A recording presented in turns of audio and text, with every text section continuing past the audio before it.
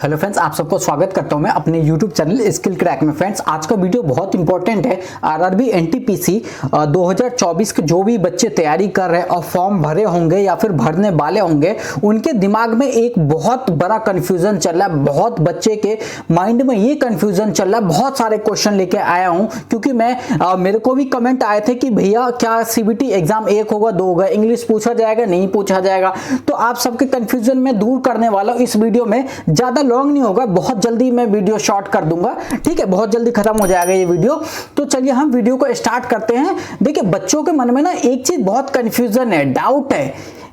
NTPC के ना railway का ये फॉर्म आया है, फॉर्म अभी तक बहुत बच्चों ने फॉर्म भरा नहीं है। क्यों? क्योंकि इन कंफ्यूजन में डिले हो रहा है। लेकिन आज के वीडियो में सारा कंफ्यूजन दूर हो जाएगा आपका और इजीली आप आराम से फॉर्म भर देना, ठीक है, कोई दिक्कत नहीं। चलिए हम स्टार्ट करते हैं। सबसे पहला क्वेश्चन जो बहुत सारे बच्चे के माइंड में ये है, OBC SC ST EWS document central या स्टेट का होना चाहिए। देखो भाई, ओबीसी एससी एसटी का आपका सर्टिफिकेट सेंट्रल गवर्नमेंट अप्रूव्ड होना चाहिए। क्यों? क्योंकि मैंने अपने पहले भी वीडियो में बोल रखा है कि स्टेट गवर्नमेंट की वैलिड नहीं होगा, ठीक है, और 3 साल कम से कम पुराना होना चाहिए आपका वीडियो, ठीक है, सॉरी, आपका डॉक्यूमेंट 3 साल पुराना होना चाहिए, ठीक है। तो सेंट्रल गवर्नमेंट से अप्रूव्ड। क्यों? क्योंकि आप रेलवे की जॉब लेने जा रहे हैं। रेलवे क्या है? खुद सेंट्रल गवर्नमेंट है, तो रेलवे आपसे सेंट्रल गवर्नमेंट से अप्रूव्ड मांगेगा, तब जाके आपका कास्ट सर्टिफिकेट वैलिड होगा। नहीं तो डॉक्यूमेंट वेरिफिकेशन के टाइम पे बहुत प्रॉब्लम आने वाला है, ठीक है। तो सेंट्रल गवर्नमेंट अप्रूव्ड होना चाहिए। अब ईडब्ल्यूएस का डॉक्यूमेंट, भैया ईडब्ल्यूएस का आपका होना चाहिए फाइनेंशियल ईयर लेटेस्ट वाला, 2023 से लेके 2024 के 1 साल के अंदर लेटेस्ट वाला आपका ईडब्ल्यूएस का डॉक्यूमेंट सेंट्रल गवर्नमेंट द्वारा बनवाया गया होना चाहिए, ठीक है। कंफ्यूजन दूर। अब दूसरा क्वेश्चन, सीबीटी एग्जाम कब तक होगा? देखो भाई, अभी तो 13 अक्टूबर तक तो ये ग्रेजुएशन लेवल फॉर्म भरा जाएगा, फिर अभी 12th लेवल भी आना बाकी है, अभी 12th वाला भी एग्जाम आना बाकी है भैया। 21 तारीख को नोटिफिकेशन आ जाएगा, 21 तारीख से शायद फॉर्म भरना स्टार्ट होंगे। मैं नोटिफिकेशन आपको दे दूंगा जैसे ही आएगा। तो अभी 12th वाला भी आना है। अभी सबसे पहले ये समझो कि एएलपी का भरा गया फॉर्म में पहले एएलपी का होगा एग्जाम, आरपीएफ का होगा, फिर एनटीपीसी आया, फिर इसका होगा। तो अभी एएलपी आरपीएफ का ही कोई एग्जाम का ठिकाना नहीं है, तो अभी तो एग्जाम नहीं होगा ना। 2024 के अंदर रेलवे एनटीपीसी का एग्जाम नहीं होगा, मुझे पता है, रेलवे की हिस्ट्री, ठीक है। तो 2024 में अभी एग्जाम नहीं होने वाला है। दूसरा कंफ्यूजन दूर। अब तीसरा, 12th के लिए एक ही सीबीटी होगा? नहीं, ऐसा नहीं है, बिल्कुल नहीं है। जब 12th का फॉर्म आएगा, CBT 1 12th level graduation level दोनों के लिए सेम है, सीबीटी 1 सीबीटी 2 सीबीटी 1 आपका क्वालिफाइंग नेचर होगा, आप क्वालिफाई करोगे दूसरे पेपर के लिए, यानी सीबीटी 2 के लिए सीबीटी 2 भी देना पड़ेगा आपको, ठीक है। सीबीटी 2 दोगे तब जाके आप क्वालिफाई करोगे, मेरिट लिस्ट निकलेगा जिसमें टाइपिंग होगा, तो उसमें टाइपिंग भी देना पड़ेगा, टाइपिंग क्वालिफाइंग नेचर का होगा, ठीक है। तो मेन एग्जाम सीबीटी 1 सीबीटी 2, ठीक है। तो एक सीबीटी, कोई बोले सिर्फ एक ही सीबीटी है 12th के लिए, तो ऐसा बिल्कुल नहीं है, 2 सीबीटी होगा, सीबीटी 1 सीबीटी 2, ठीक है। अब सबसे सेफ जोन कौन सा होगा? तीसरा सवाल। चौथा सवाल सबसे बड़ा, सबसे सेफ जोन। तो देखो फ्रेंड्स, आज मैंने ऑलरेडी 2 वीडियो बना रखा है, जोन कैसे आप चुनेंगे, सेफ जोन कैसे सिलेक्ट करेंगे। तो सेफ जोन के ऊपर मैंने ऑलरेडी वीडियो बना रखा है, लेकिन फिर भी मैं इसमें बता देता हूं क्योंकि बच्चों ने क्वेश्चन पूछा है तो बताना मेरा फर्ज है। देखो, सबसे सेफ जोन मैंने बोल रखा है आपको। आप चाहे तो साउथ इंडिया की तरफ चले जाओ, बेंगलोर आप भर सकते हो, फिर ईस्ट में कोने में चले जाओ, गुवाहाटी आप भर सकते हो, फिर आप वेस्ट की तरफ आ जाओ, अहमदाबाद चूज कर सकते हो, ठीक है। और अगर मैं एक आध और बताऊं तो आप हो सकता है कि इधर की तरफ, ठीक है, तिरुवनंतपुरम इधर की तरफ आ सकते हो, ठीक है। तो सेफ जोन मैंने ऑलरेडी अच्छे से डिटेल में बताया फैक्ट के साथ। तो मैं चाहता हूं, आपसे रिकमेंड करता हूं कि आप मेरा वो वाला वीडियो देखो, जोन वाइज कैसे सिलेक्ट करें, जोन सेफ जोन कैसे सिलेक्ट करें, ठीक है। अब अगला सवाल, रेलवे में इंग्लिश जरूरी? देखो फ्रेंड्स, रेलवे एग्जाम की इतिहास रही है कि रेलवे कभी इंग्लिश नहीं पूछता है।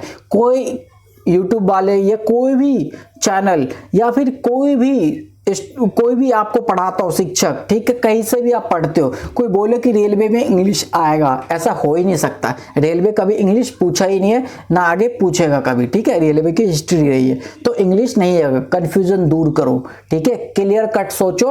और एग्जाम में यार अब तो फॉर्म भरना स्टार्ट हो गया भाई, 12th लेवल का जल्दी जल्दी फॉर्म भरो भाई, फॉर्म भरो, अब तैयारी स्टार्ट कर दो। क्या टाइपिंग सभी पोस्ट के लिए जरूरी है? नहीं, टाइपिंग सभी पोस्ट के लिए नहीं है। अगर मान लो कम कमर्शियल कम टिकट क्लर्क है, अकाउंटेंट है, ठीक है, तो इनके लिए टाइपिंग जरूरी है। जैसे एक गुड्स ट्रेन मैनेजर का हो गया, तो उनके लिए टाइपिंग जरूरी नहीं है। स्टेशन मास्टर, उनके लिए टाइपिंग नहीं, उनके लिए अलग से एक प्रैक्टिकल टेस्ट होगा, ठीक है। तो हर पोस्ट में नहीं है टाइपिंग, ठीक है। अब चलते हैं अगले क्वेश्चन के लिए।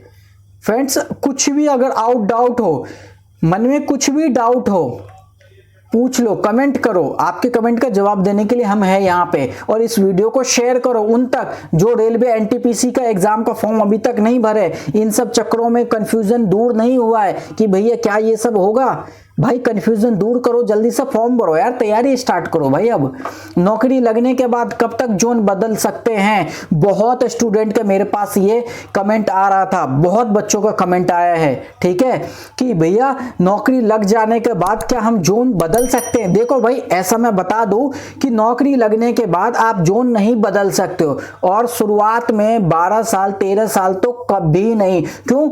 अगर आपकी पहुंच, आपकी जानकारी रेलवे के डिपार्टमेंट के अंदर बहुत बड़ी ऊंचे पहुंच तक हुई, मिनिस्टर लेवल की जानकारी हुई, आपकी पहुंच हुई, रेफरेंस हुई, तो हो सकता है आपका गुहार लग जाए और 10 साल में आपका हो सकता है जोन आप चेंज कर लो, जो आप चाहो वो। लेकिन एक बार जिस जोन में भर दोगे, सिलेक्ट हो जाओगे, तो नौकरी वहीं पे करनी पड़ेगी। जोन इतनी आसानी से चेंज नहीं होगा फ्रेंड्स, ये क्लियर मैं बता रहा हूँ। कंफ्यूजन को दूर करो। लोग एक बार जॉब लग गई तो वही जोन में करना पड़ेगा भाई, ये फैक्ट है, ठीक है। कोई नहीं बताएगा, मैं बता रहा हूं, पता है, ठीक है, ये फैक्ट है। चाहे आप किसी से ही पूछ लो, वो भी यही बताएगा। जोन बदलने का एक ही तरीका है, आपकी जान पहचान पहुंच होनी चाहिए ऊपर लेवल तक, तब आप जोन बदल सकते हैं। सपोज दैट कि अगर मैं भरूंगा पेपर, अगर मैं रांची भरूंगा, तो भैया मेरी पोस्टिंग रांची होगी, दिल्ली में नहीं होगी, चंडीगढ़ नहीं होगी, अजमेर नहीं होगा, ठीक है। अब अगले क्वेश्चन की तरफ चलते हैं, जल्दी से डाउट क्लियर कर दूं इस वीडियो में। CBT 1 एग्जाम अपने स्टेट में होगा या दूसरे?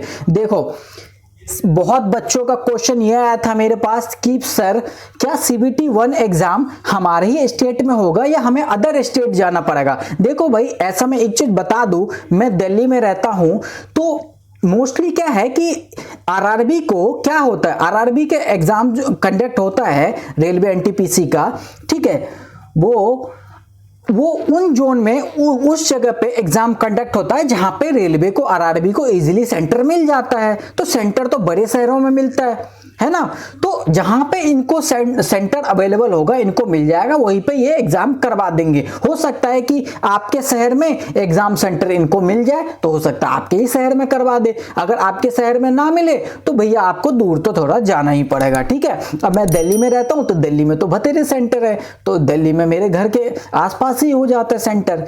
तो अपने आप कहां रह रहे हो ये भी फर्क पड़ता है, कौन से शहर में, स्टेट में रहते हो, कौन से जिला में रहते हो, किस गांव में रहते हो, तो ये सब इंपॉर्टेंट मैटर करता है, ठीक है। अब CBT 2 का एग्जाम कहां होगा? देखो, CBT 2 का एग्जाम हो सकता है कि जहां आपने फॉर्म भरा है, जहां से, सपोज दैट कि अगर मैं रांची से भरूंगा, तो हो सकता है कि CBT 2 का एग्जाम रांची से हो, ठीक है। क्योंकि भाई पिछले बार का तो ऐसा हुआ था कि दूसरे स्टेट से भी हुआ था और इसी दिल्ली में भी हो गया था CBT 2 का। तो ये तो RRB के ऊपर डिपेंड करता है कि वो कहां पे CBT 2 करवाना चाहे।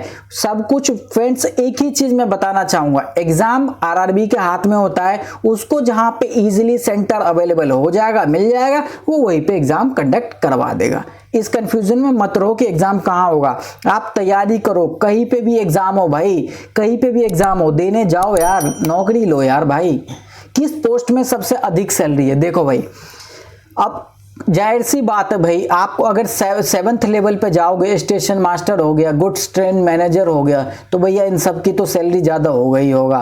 करीबन इन सब की सैलरी भाई 90,000 रुपये तक पहुंच जाती है, 1-1 लाख रुपए तक पहुंच जाती है। तो ऑब्वियसली स्टेशन मास्टर इन सब की 7th लेवल पे आती है, तो भैया इन सब की सैलरी ऑब्वियसली ज़्यादा है, ठीक है, कंपेयर टू जूनियर क्लर्क जो आप 12th लेवल पे भरोगे। जूनियर कम टाइपिस्ट, जूनियर कम अकाउंट असिस्टेंट टाइपिस्ट, तो इन सब की 12th लेवल पे, ग्रेजुएशन लेवल पे लो ग्रेड के हिसाब से मिलता है, ठीक है। तो obviously station master, goods train manager, इन सब की सैलरी अधिक होगी। तो आई होप फ्रेंड्स कि आपकी सारी कंफ्यूजन दूर हो गया होगा इस वीडियो में। अगर अभी भी कोई कंफ्यूजन है, अभी भी माइंड में कोई कंफ्यूजन है, कंफ्यूजन को दूर करो और जल्दी से एग्जाम भरो, फॉर्म भरो भाई, तैयारी में लग जाओ। अब कोई भी डाउट हो कमेंट करो, उसके ऊपर वीडियो क्रिएट करूंगा, ठीक है। जोन सेलेक्ट नहीं कर पा रहे हो कमेंट करो, एक और वीडियो लेके आऊंगा, ऑलरेडी 2 वीडियो डाल रखा है। तो फ्रेंड्स हम मिलते हैं नेक्स्ट वीडियो में अदर टॉपिक के साथ। और अदर नेक्स्ट टॉपिक हमारा एग्जाम स्ट्रैटेजी से रिलेटेड होता है। शाम को 6 बजे वीडियो अपलोड करता हूं, वो भी वीडियो देखना मत भूलना। क्यों? प्रीवियस ईयर के जो भी टॉपिक सब्जेक्ट वाइज टॉपिक आता है, चैप्टर वाइज सारे उस पर बताता हूं, और कितने मार्क्स का पेपर आते हैं किस टॉपिक में से वो भी बताता हूं। तो शाम को 6 बजे, हर शाम को 6 बजे स्ट्रैटेजी वीडियो अपलोड करता हूं, देखना मत भूलना, ठीक है। कोई भी कंफ्यूजन हो तो कमेंट में जरूर लिखो। थैंक यू फ्रेंड्स, मिलते हैं।